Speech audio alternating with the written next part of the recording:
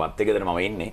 ඒ වුණත් අතු කපන්න අඳින්නේ මොකක්ද දැන්ද බා? අතු කපන්න අන්තිම ඔයාට ඕනද? නෑ සමන්ද ඔයාගේ අතු තියෙනවද කියන්නේ ඕන. ඒ කාමරේට නෑ පුතානේ ඉන්නේ.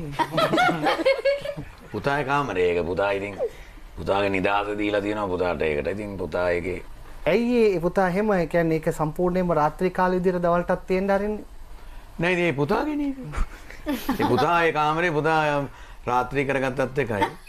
දවල් කරගත්තත් එකයි කර්ටන් එක ඈත් කරගත්තත් එකයි කර්ටන් එක ලැම් කරගත්තත් එකයි පුතා තමයි ඉන්නේ.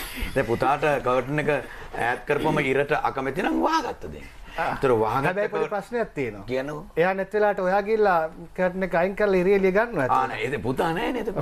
ඒතර මම කර්ටන් එක දෙපැත්තටම දාලා ජනෙල් ඇරලා ඔක්කොම ක්ලීන් කරලා තියෙනවා. මම කොහොමද ගෙදර අපේ ගෙදර සර්වන්ස්ලා නෑනේ. දැන් පුතාගේ රූම් එකයි ටොයිලට්ස් එතකොට සාලේ මිදුල් ඔක්කොම සුද්ධ පවිත්‍ර කරන්න මං. ඒ කියන්නේ දැන් අපේ විශේෂයෙන් මේ ඔව් එතකොට කාමරේ අස් කරන වෙලාවල තියෙන පුතා.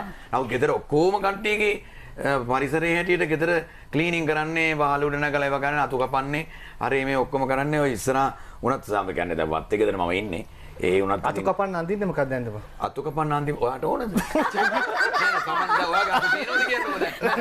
නෑ මට නැවිලා නෑ වහලේ උඩේ නෑ දැන් මේක නෙමෙයි රංගන අත්ත.